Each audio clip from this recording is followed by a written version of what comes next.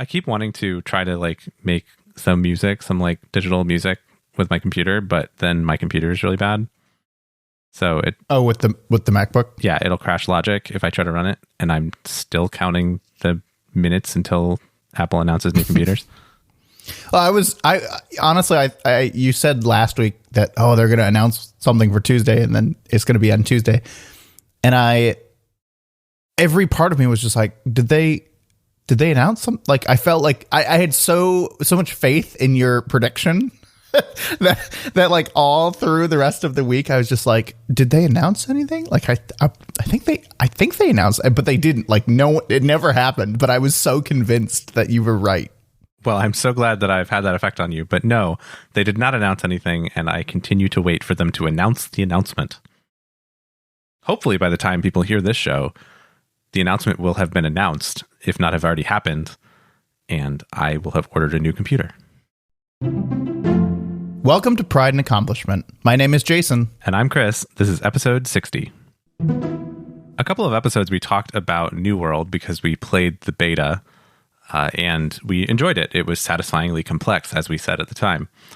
Now, New World is out for real, and we've had a couple weeks to play with it. So we thought it would be good to revisit our kind of low-level first impressions on this new MMO.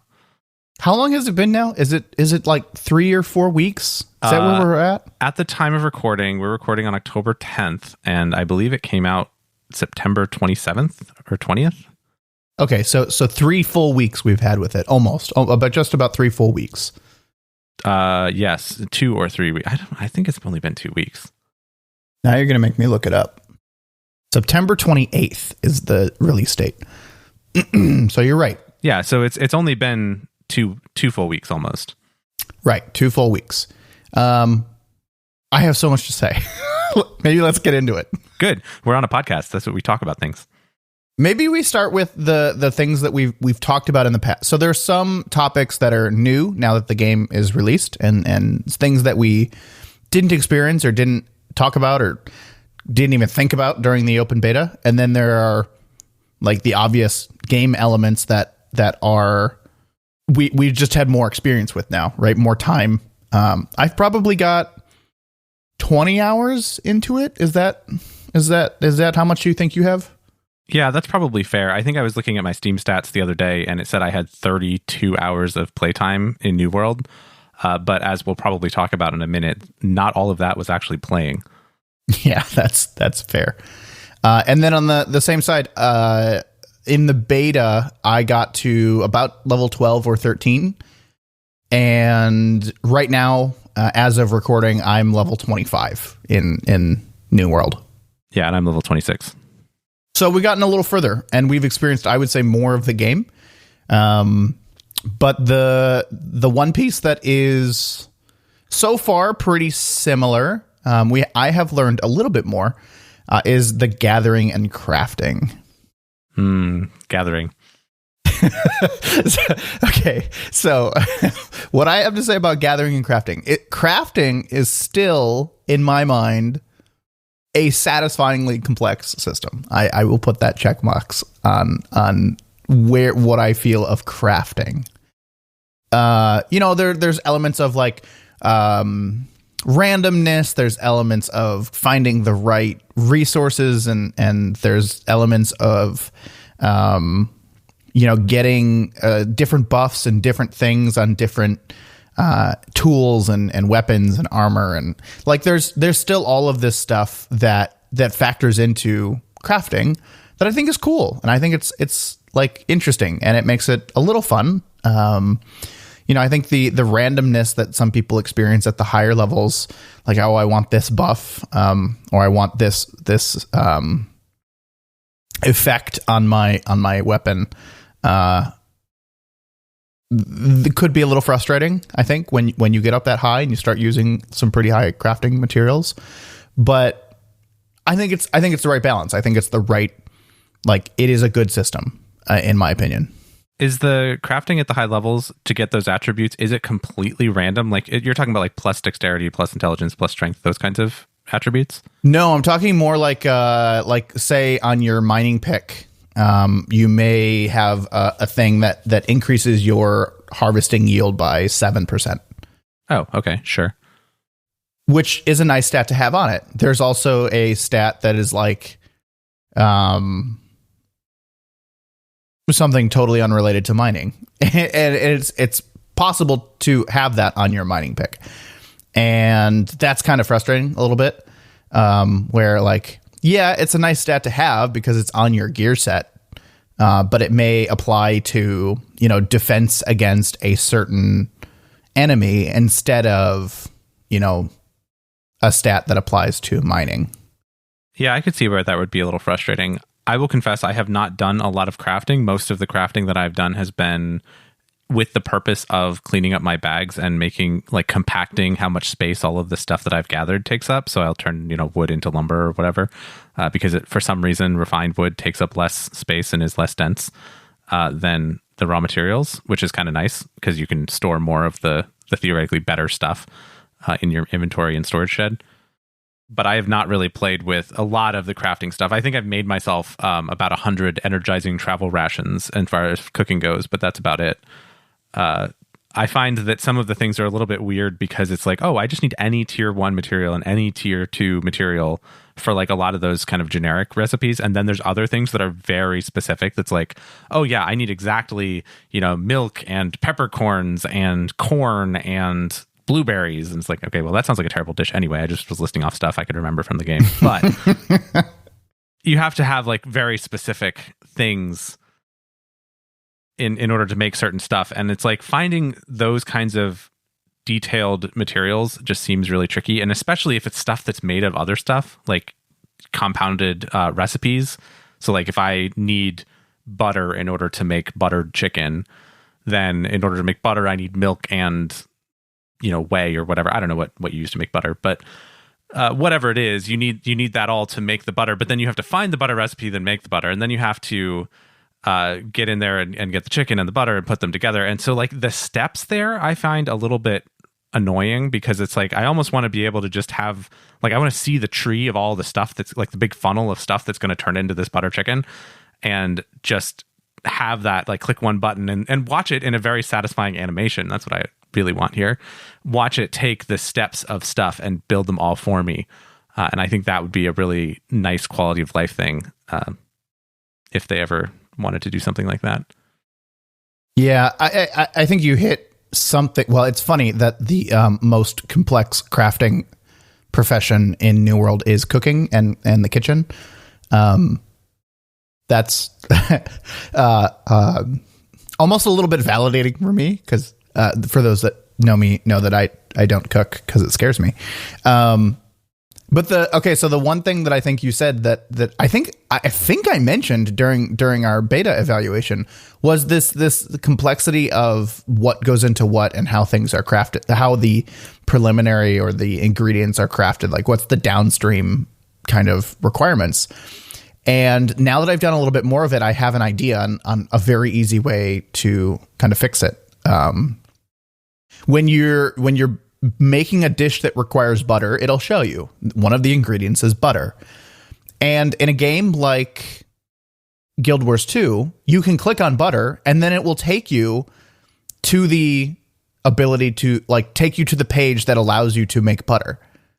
And then when you're done building your butter, you click the close on that, almost like a pop-up, and it takes you back to the recipe that you were originally trying to make. So it's one of those like layered approaches to something where you can always like go a level deeper, but your what you started with, what you actually want to make, is still kind of sitting there in the background. And I like that style, right? It doesn't do it for you automatically, but it does kind of like save your spot and lets you build those prerequisites first. Yeah, that would go a long way in this game because hunting things out of the little list on the left-hand side of the crafting window without a search box is a real pain.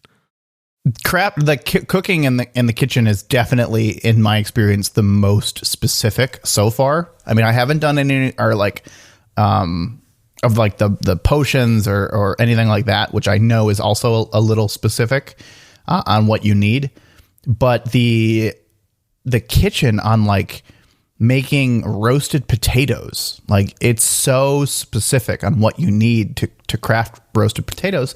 And then the buff you get from roasted potatoes has nothing to do with like health or mana. It's like you get luck when mining things. And I'm just, they're in a different class of food. Like, they're specific, like I think they call them trade foods or something rather than like general foods. And it's, I would say it's fine because I'm not using that recipe a whole lot. I've actually never needed anything like that. I mean, you don't need them. You don't need them. They just kind of are useful or buffs to certain situations. But it's, I wouldn't call it frustrating. I would call it like, if you were in a situation where you were like, oh, I really want some extra luck for when I go out mining right now to find some rarer resources or a higher quantity of resources, then I'd have to like find potatoes if I didn't have them, which are growing in a very specific location. And I don't know, it just seems a little too specific to me.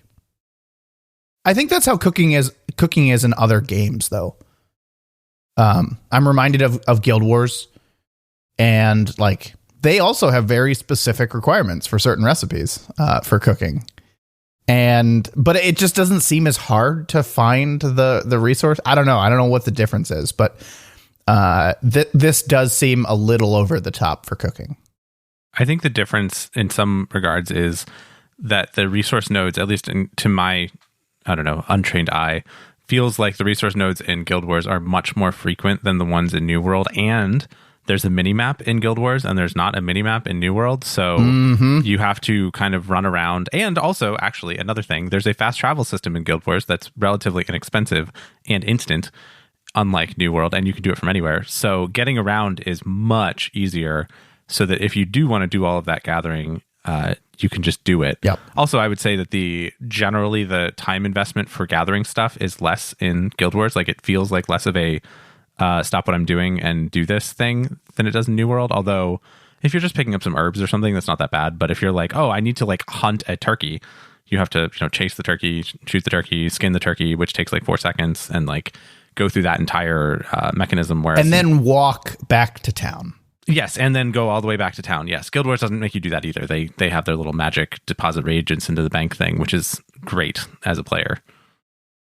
So I think there's just some fundamental differences in the way that they treat crafting in different games. I mean, World of Warcraft, I think, although I don't do a lot of cooking in WoW, like most of the cooking you do is based on fishing. So they have like a really tight loop between fishing and cooking because you make stat food and stuff with fish. And that's kind of how they've been standardized for a while. I think there are dishes you could make with meat and stuff that you get from like monsters, but typically nobody does that as far as I've seen. And it's not stuff that's required to like do anything in the end game. So like it kind of doesn't happen. Maybe you need it. No, I don't think you even need it to make like feasts and stuff. I think the feasts are all just still based on fish. So you do a lot of fishing and then you do a lot of cooking.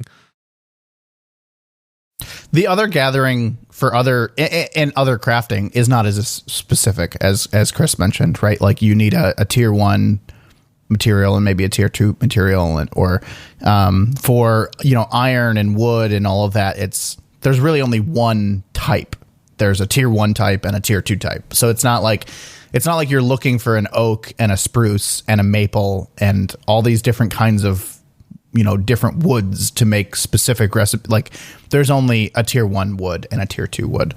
And obviously it goes up from there, but that's, I would say, I personally, and I know, I don't know how you feel about it, but I know that you have hit this. When we played in the beta, it was very satisfying because you were moving and you were progressing and it felt good. The gathering has now, absolutely no doubt in my mind, hit a grind state. Yes, I would agree that the gathering absolutely does hit a grind state, and especially after level 50 in the individual disciplines of gathering. So I made a claim, I called dibs amongst our friend group to be the first person that would get to level 100 logging. And I did succeed. I did do that. I was not the first to 100 mining. In fact, I'm still at like level 60 mining. But one of our other friends also got to 100 mining in about the same amount of time. He was actually ahead of me by a couple days. And that was pretty impressive because it really falls off after level 50. They just make it so that the levels, I think they just make it so the levels are further apart, right? So every time that you gather something, it just gives you less percentage towards that thing.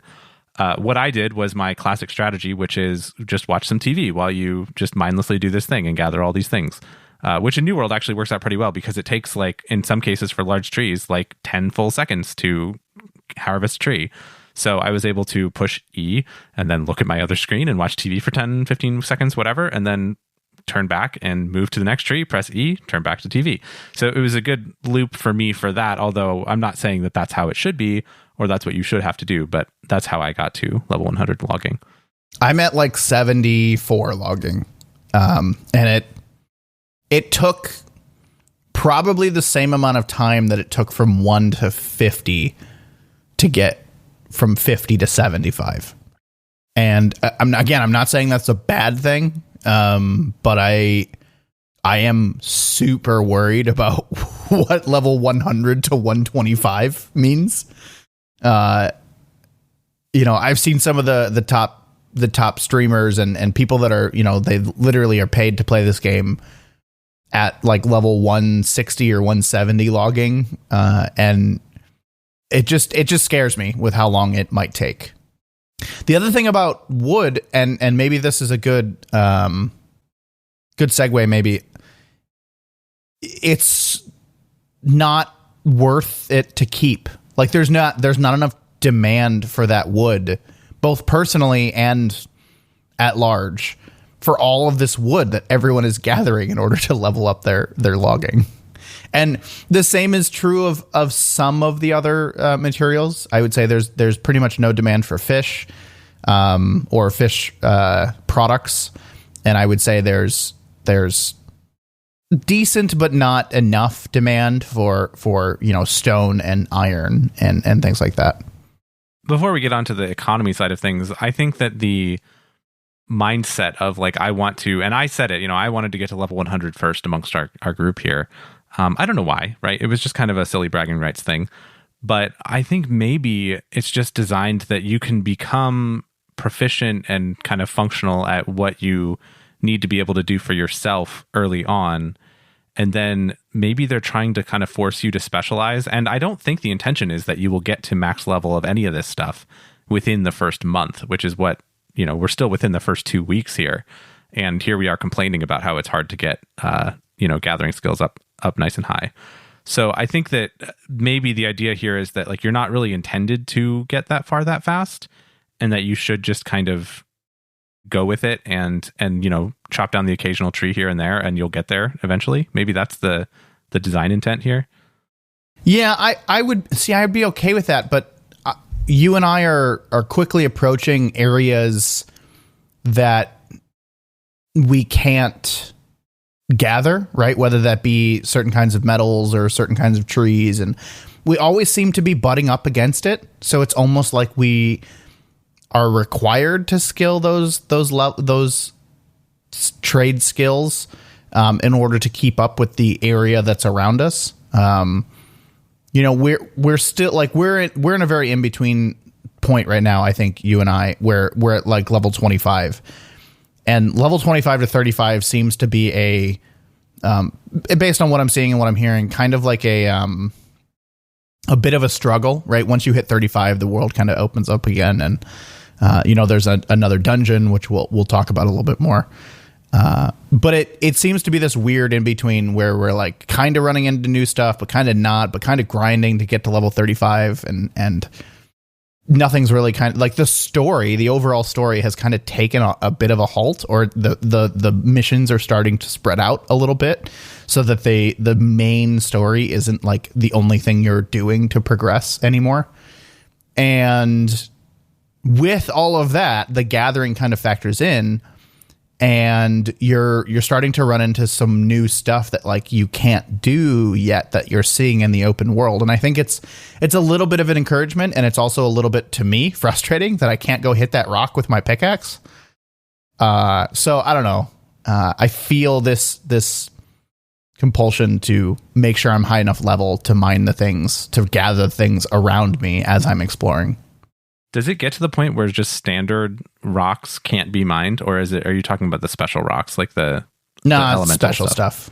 So, like, I mean, in those areas, there are still normal rocks that you could mine if you want to. It's just that there's this shiny thing that says, like, you must be level 175 in order to mine orichalcum. And it's like, okay, well, I'll just make a mental note that I will never do that. And then I'll come back, and if I ever make it to the point where I can do that, I'll be really surprised. Like, I don't see that as a, like, oh man, I gotta get there, especially because in that case it's so far out. But if it's something that's a little bit closer, I definitely get what you mean as far as like, oh man. Well, no, let me tell you about there's this one area. I cannot tell you where it is, but there's this group of 4 or 5 blue trees, whatever they call the blue trees. Yeah, the weirdwood. Yeah. Mm-hmm. Yeah. And I'm not level 100 logging, so I can do nothing about it. Like, I just have to sit there and stare at them. I'm like, oh, they look so cool. I wish I could chop them down. And I just can't. I just sit there and I'm just like, I can't touch them. There's nothing, like, it won't let me. And that's a little frustrating to me. It's a little like I don't know. I feel behind. I feel like I should, because I'm in this area, I feel like I should be able to gather that stuff. I get that. I totally understand the want to do that. I don't know, maybe our brains are different, but I can mark some of those off as just like, okay, check the box. I will sometimes see one of those again when I am at the appropriate level, and then I'll be excited. I will say, to this particular anecdote, I did cut down like a grove of those blue trees like last night or the night before. I cut down like 6 of them. They were all in like a little circle. Yeah, I bet it felt amazing. And I did feel accomplished because it was the first time I had found them after I was a level 100. So I have some of this weirdwood stuff if you need it. I don't need it. I literally have no need for it. I mean, because what am I going to do with it? Sell it on the trading post? I don't know. Probably not. Great segue, Chris. Thanks. So as I was saying, like, no one needs any of this stuff. And I'm exaggerating there, right? It's not too far from the truth, though. It just seems that the supply and demand is a little off. And by a little, I mean a lot, for certain resources. Some things like sandpaper. I don't know if you've experienced this, but sandpaper is always in demand because it is a required resource to make tier 2 lumber, turning tier 2 wood into tier 2 refined wood, essentially. But sandpaper is only looted and found in the world. It's not crafted. It's not, anything. So it's got this, what I would say, decent balance, maybe a little bit too high, but it's about $1 per piece, right? Which it doesn't matter, but it's a reasonable price that means it's not like worthless. But if you look at like tier 1 and tier 2 wood, people are literally throwing it away. It's like a cent a piece, like 0.01 gold per piece. And it just seems like if they're going to require so many trees to be cut down in order to level up your logging, there should be a similar demand for that wood. That's what seems off to me. And maybe it's because everyone's leveling all at the same time, and this will all go away in 6 months because the supply will correct itself. But right now, it's really out of whack. Yeah, I mean, I'm no expert in video game economies, but I think that kind of thing is a growing pains thing because everything is so ephemeral in terms of like when you get it, you're going to replace it in a couple levels anyway because everybody's kind of on this leveling train to try to get to the max level, which is 60. So we're like not even halfway there, the two of us. So, like, if I build something with my tier 2 wood, like, I'm just going to throw it away by the time I hit level 33 or something. And why would I go to a bunch of effort to go through that? I'll just struggle through with the weapons that I have. I'll pick up whatever I can find.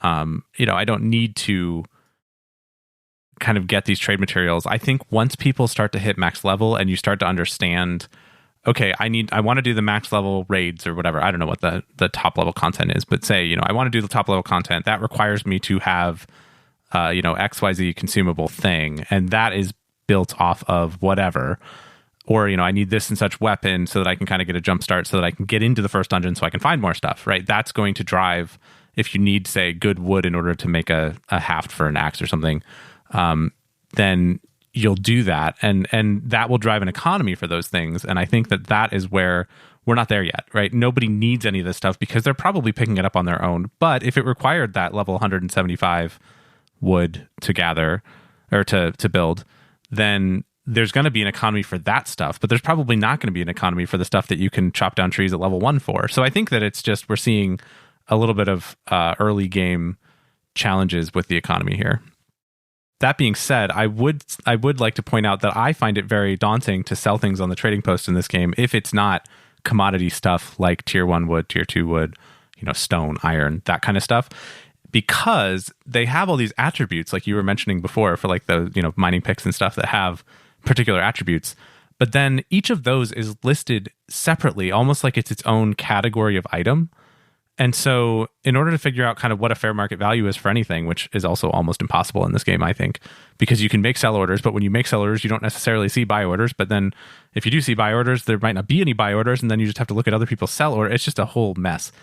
But I would say that like those individual things that have attributes on them, they all get listed separately. I would love to see like, okay, here's all of the, acts of the whatever, which means it has intelligence on it. And then if it has unique attributes between it, just list those all together for me. And I'll sort by price and say, oh, people are putting a high value on, whatever the attribute is, and go from there. I think that's a product of no demand again, right? Certain, and maybe this is a thing because we're not max level. And it might settle out at max level. I think you will find which things people want. You will find buy orders for certain kinds of axes and certain kinds of stats and whatever it is when you get to a more stable economy. But people have to want things in order to be able to price them. And right now, no one wants anything because they're all getting it for themselves because you're right. They're going to throw it away by the time they get to level 32. So I get that a little bit. I get the finished product, no demand thing. It's still frustrating. I agree with you that it's frustrating. It's almost impossible to utilize the market in any capacity as a leveling character. Is there a way to sell stuff to merchants in this game? I don't remember. Not that I know of. Because I know you can salvage, but you can't salvage raw materials. Right. Yes. No, I don't think there is.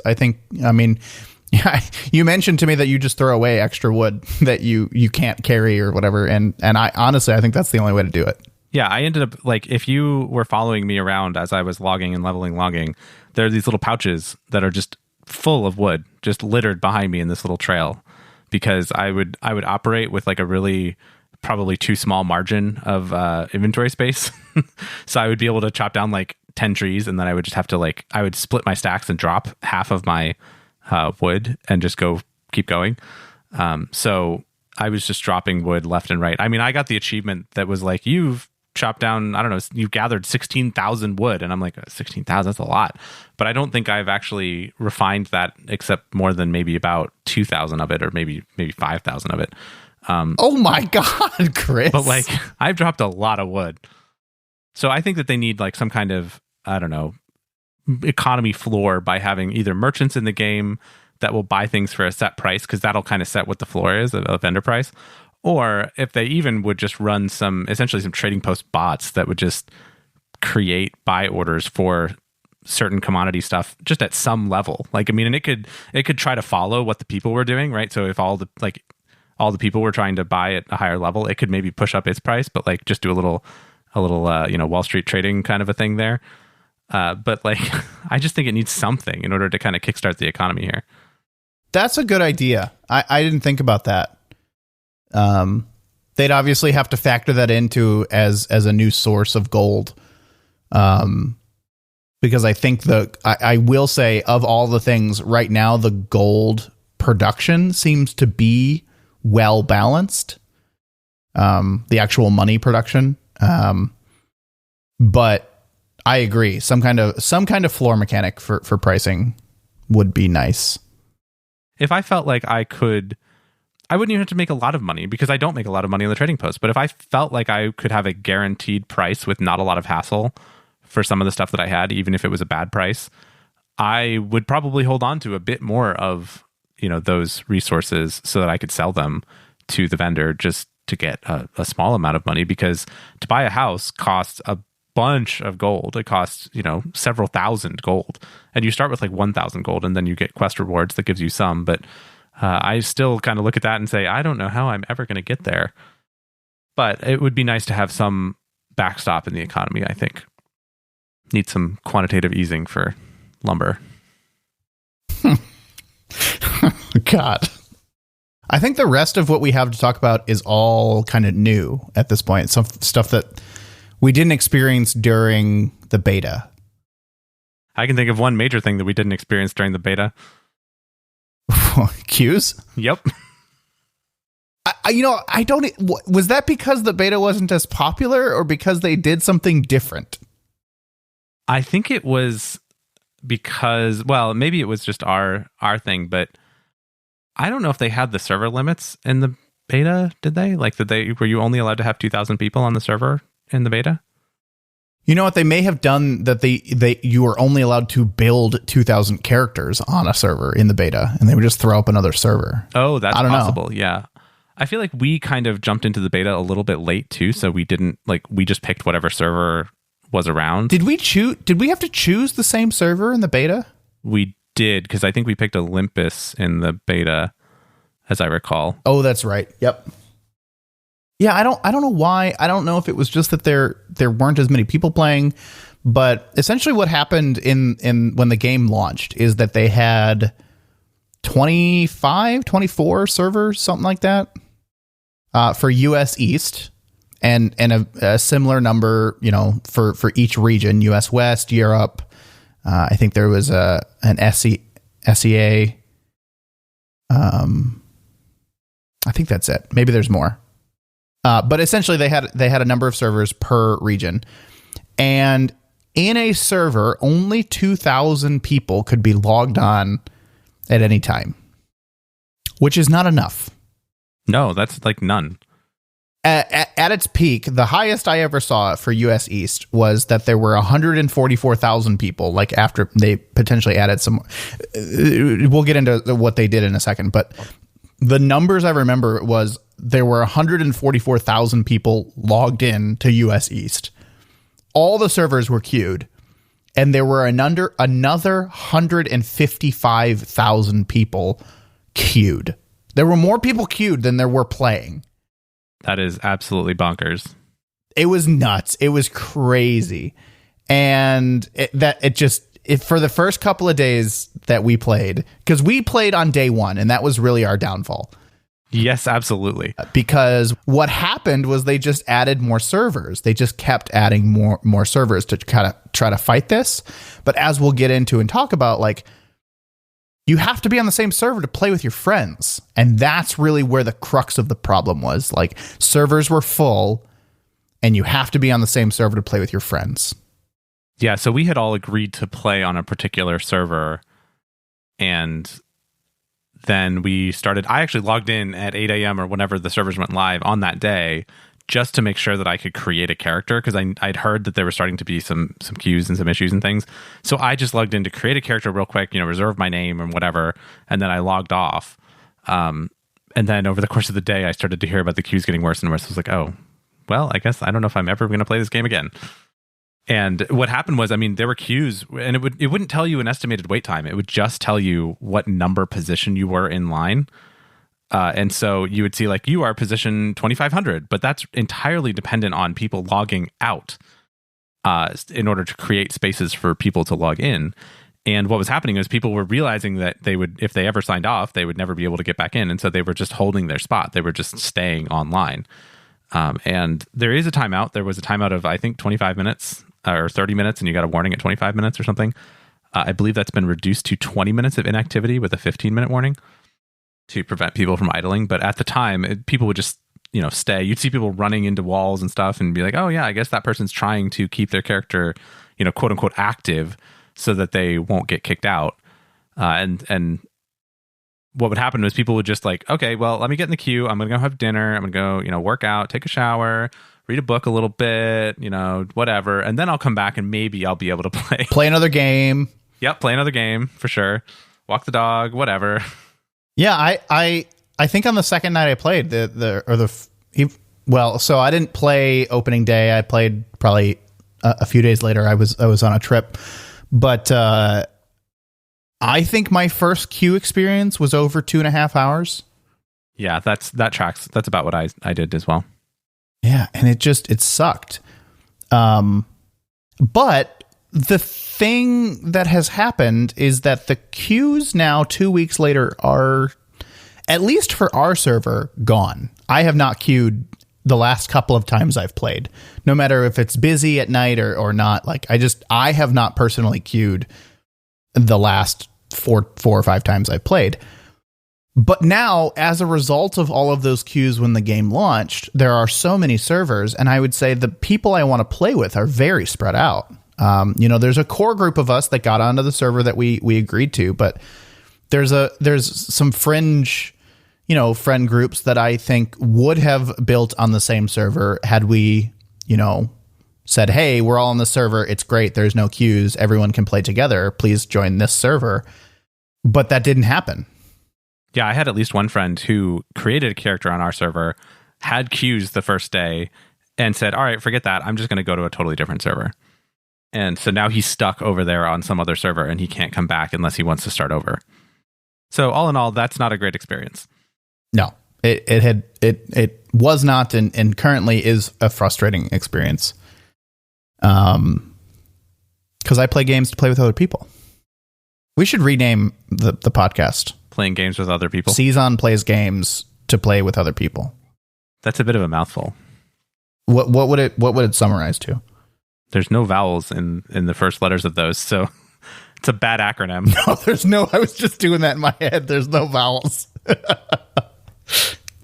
Anyway, they have promised server transfers. It's very clear that they're working on them. There's some UI elements that have been added to the game. They have promised that they would be free for at least a short period of time in order to try to fix this problem. There are some limitations to those server transfers that have angered some people.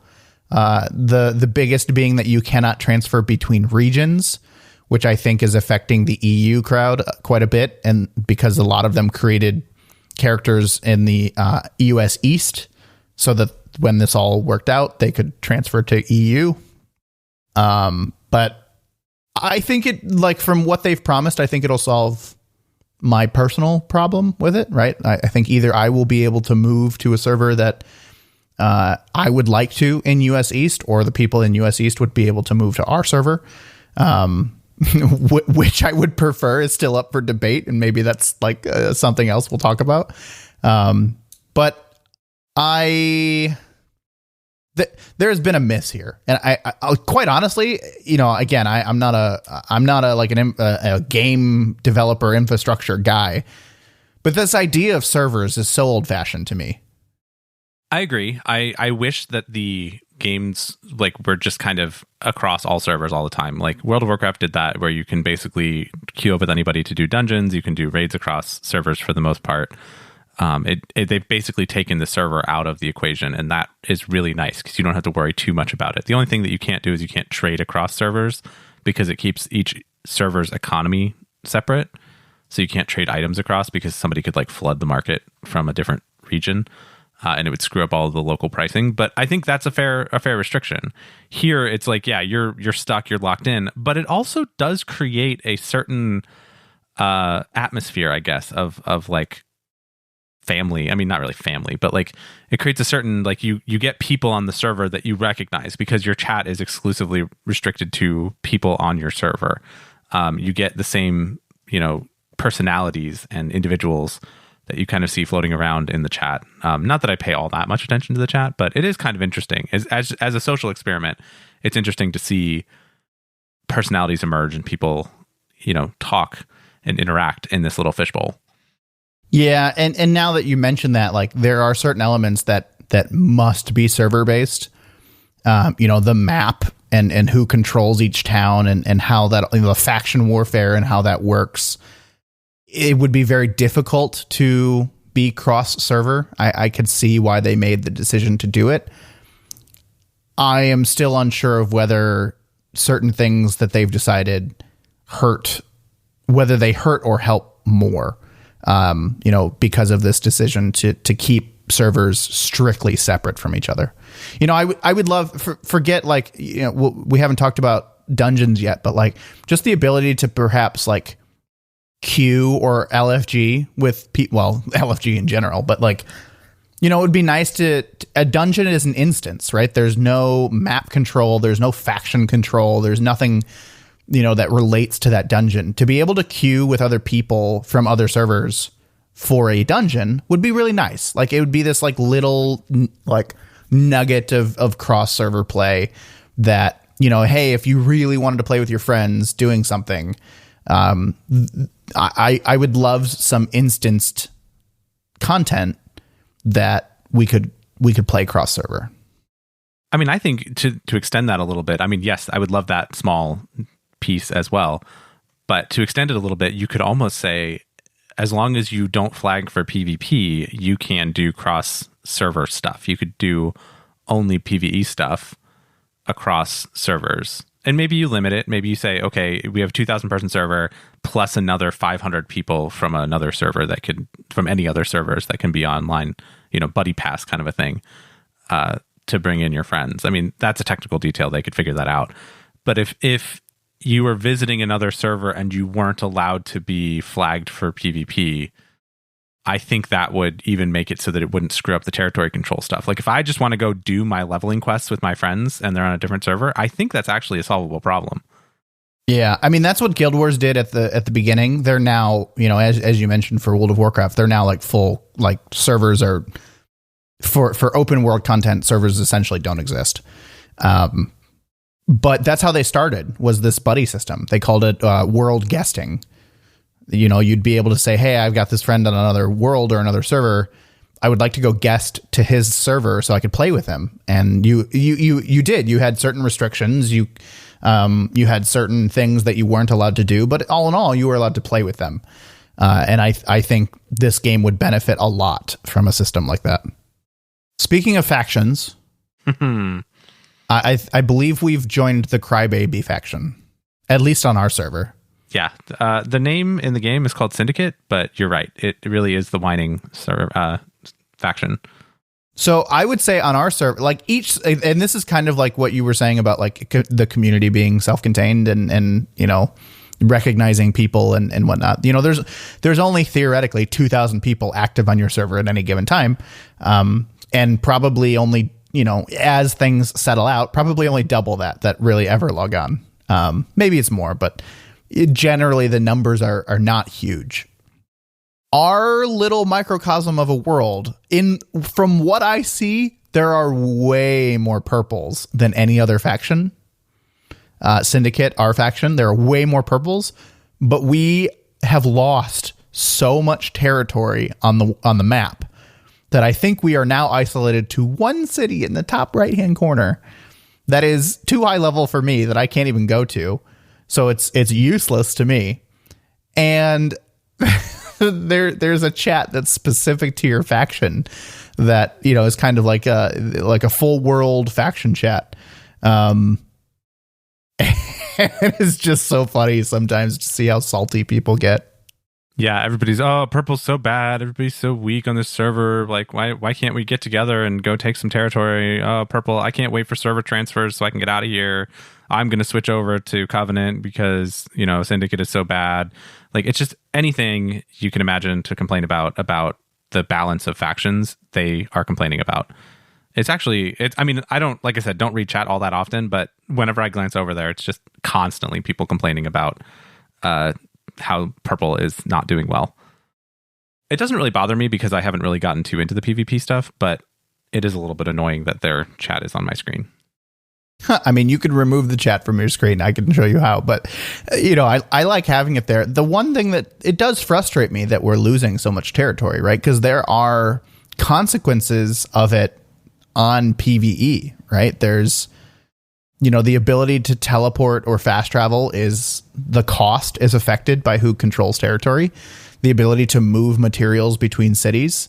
While you don't want to do it all the time and it's not free, it's not even available if your faction doesn't control the city. There are few elements that like owning a territory is beneficial even if you don't participate in PvP. And yes, it is quite frustrating that Purple owns almost none of the map right now on our server. But I'm not whining about it. Would I transfer to a server that Purple is absolutely dominating on? Yeah, I would do that. That sounds cool. But I'm not going to complain about it in map chat. I don't think I would use that as my only reason to server change, though. Even if they bring up these server changes, unless there's another reason for like social reasons that we want to do it, I'd be happy to do it then. But I don't think that it's worth server changing because, I mean, what if it swings the other way, right? I mean, it probably will. Yeah.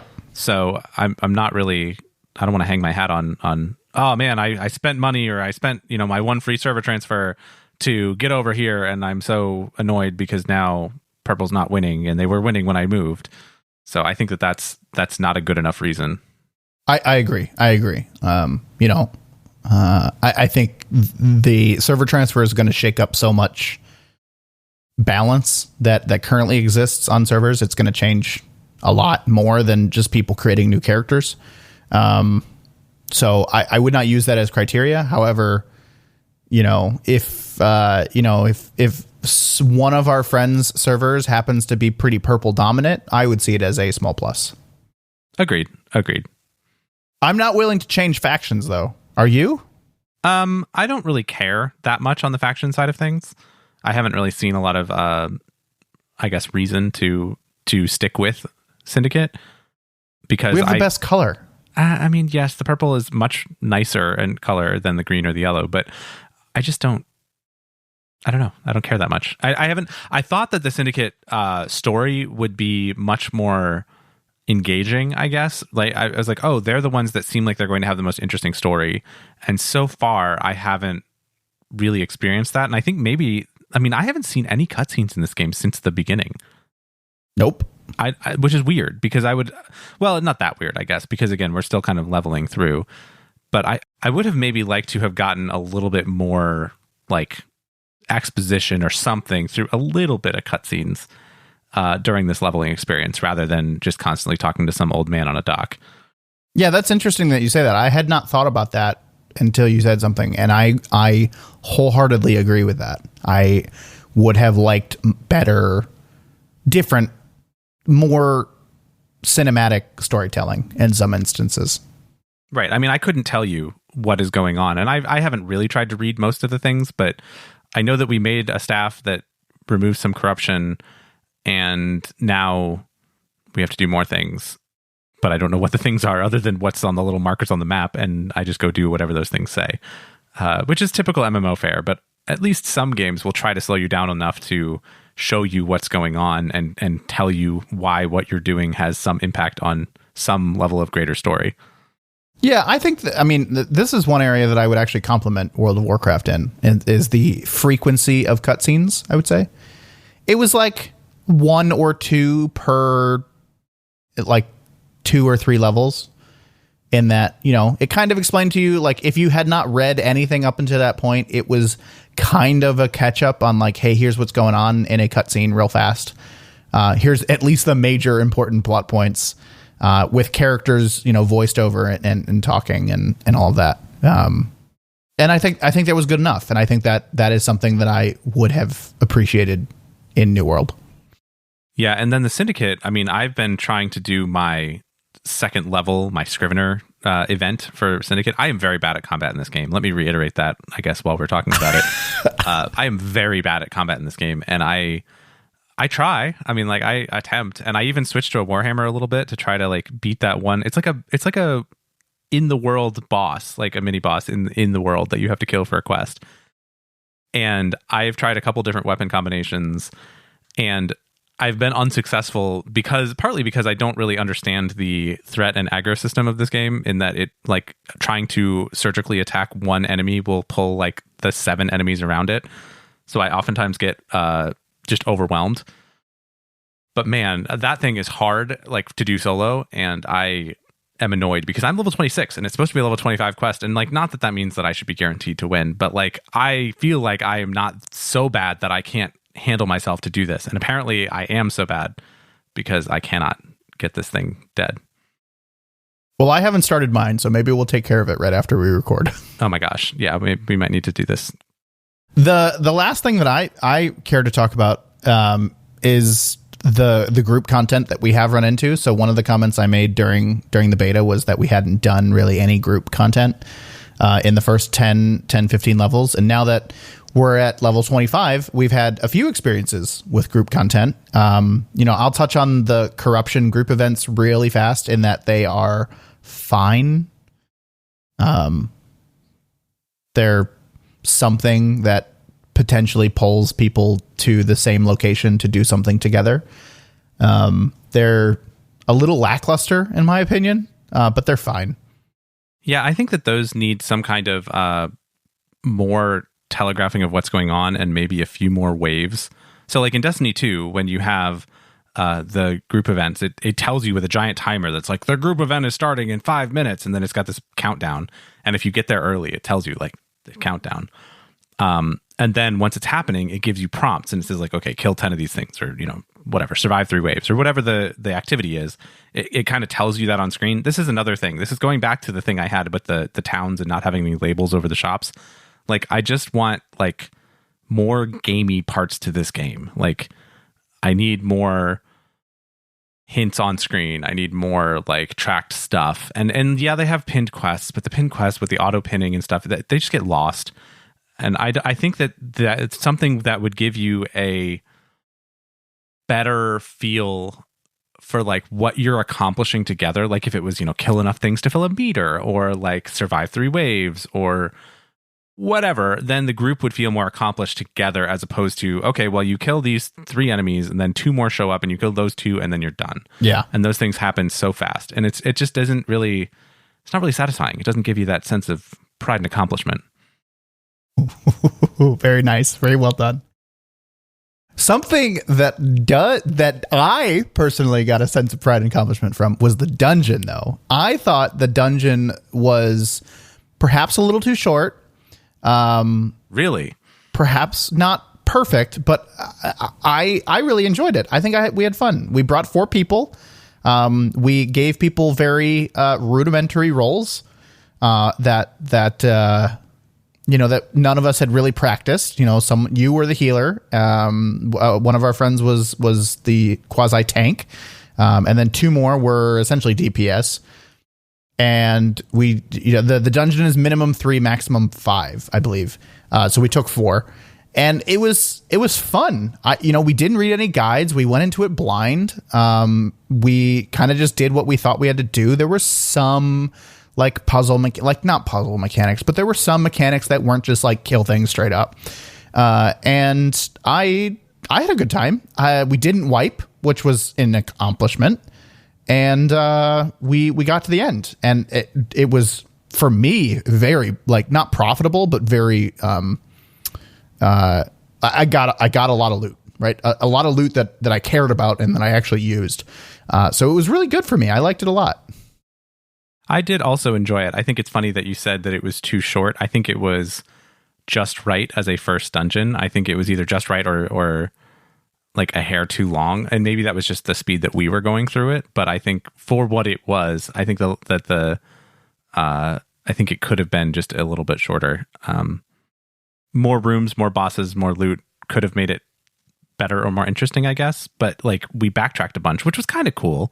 Like you had to go through this one place to like open the door and make the bridge to go across to get back through. But I don't know. It felt like it was a little small.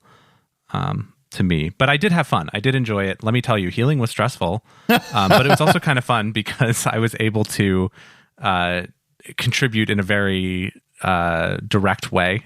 Because as I said, I'm bad at combat. I'm better at healing, but I'm not great, but I'm better at healing than I am at combat. And healing is almost tab target. Kind of, yeah. So you do your healing, like your targeted healing spell, and then you can roll the mouse wheel in order to choose who you want to target from the left-hand side of the screen. So I was able to like push my R key is what I had mapped to my like point heal, and then scroll down to Jason and click, and then that would send the heal to him after a little cast time. There's also like an area of effect heal, so like, stand in the circle and you'll get healed kind of a thing, which is tricky because the boss was moving all over the place and the people would not stay in the circle, but that's fine. Sometimes the circle would end up outside of the fighting, and so somebody would just be like standing in the circle, just like regaining health and like catching their breath basically while the boss was over there doing something, wailing on the tank. Yeah, there was absolutely some of those moments. So that was a little bit, I think that could come with some more practice and some more, strategy to it and getting a little bit more experience under our belts. But I did have a lot of fun, and it was fun, and I would do it again. So yes, the dungeon was good. I'm looking, I would do this one again. We're still the right level for it. Some of our other friends are a little higher. There's another dungeon at level 35 and a few more going up the ladder that I'm looking forward to. I think they're the right. They're good content for me. On the subject of loot from the dungeon, you said that you really liked it because you got a bunch of lucrative stuff. I also got a bunch of lucrative stuff, but my digital pack rat side kind of got the better of me because I got a bunch of weapons that I don't use, but they were all really good level. And so like I have this problem where I kind of have like one of each type of weapon, even though I only use like 3 different weapons. So I have a fire staff I've never used. I have a sword I've never used. I have a great axe. I have a hammer. I have all of these different things. Whereas I only really use right now the rapier. I used the hammer once because I had it, the life staff, and that's about it. So I got a little overwhelmed, and my inventory filled up very quickly from doing the dungeon. So word to the wise, make sure that you have enough space in your pockets before you go off and do the dungeon. Yeah, that stuff's heavy. Like, you don't keep that in your inventory, do you? I kept some of it in my, I kind of had like one of each thing in my inventory for a while, and then I kind of got smart, and I actually started just salvaging some of it because I'm like, you know what, it'll come again, or I'll just do the dungeon again and it'll be fine. Yeah, that stuff's heavy. I don't have that problem. I recognize one that if I wanted something, I could probably go buy it for 0.01 gold. How would you know how to search for it? I don't. Whatever. Who cares? I'm just looking for the right level. I don't know. I've never wanted anything. I just wait until I loot something. I was like, oh, that looks cool. I'll equip that. And I carry around probably 2 extra types of weapons. But then for gear, like for armor, unless it's too high level for me and I want to equip it when I'm higher level, if I'm not equipping it right now, I get rid of it. I salvage it. That's probably the smart choice. Because I know in 4 levels, I'm not going to need it anymore. I have before level 25, I was just making the decision of if it's a higher item level, I will automatically equip it. We're now getting to the point where you actually want to pay attention to stats, and you actually want to pay attention to some of the perks, and you definitely want to pay attention to the weight of the armor, whether it's heavy, medium, or light. So I have started to make some decisions where item level is not as important as stats and perks. But I would say I have changed my combat style more than once because I've gone from heavy armor to light armor to medium armor to light armor to medium armor because I'm just equipping whatever the best thing is at the time. Yeah, I think I've stuck mostly with, I was heavy for a little while, and then I think I've settled in on medium, and I think I'm pretty happy with medium armor. I gave a review of New World when people asked how it was after the beta, and my answer was generally, New World is a good game. Not great, not perfect, not bad. just good. And it's a decent MMO, and I think it was worth the $40 price tag on it. Certainly no monthly subscription. I would say I still hold that same opinion. I think it's a good enough game to get to max level and put the time in. I would like to experience what the game has. I will also say that based on some of my experiences, I have not been prioritizing it over the dailies in Guild Wars. Like, I have been going back to Guild Wars and essentially balancing them a little bit more equally. Whereas when New World first came out, I was kind of ignoring Guild Wars. So it is not so engaging and so fun that I have to play it. But it is also, I'm finding myself like wanting to log in every now and then, which is exactly the kind of game I was expecting. And I want to get to max level and I want to keep playing. And, I really don't want to get behind my friends, right? I want to stay at least a similar level to them. But I don't see this as a game that I'm going to play forever and ever. Yeah, I definitely agree with that. I think it is a good pop-in kind of a game.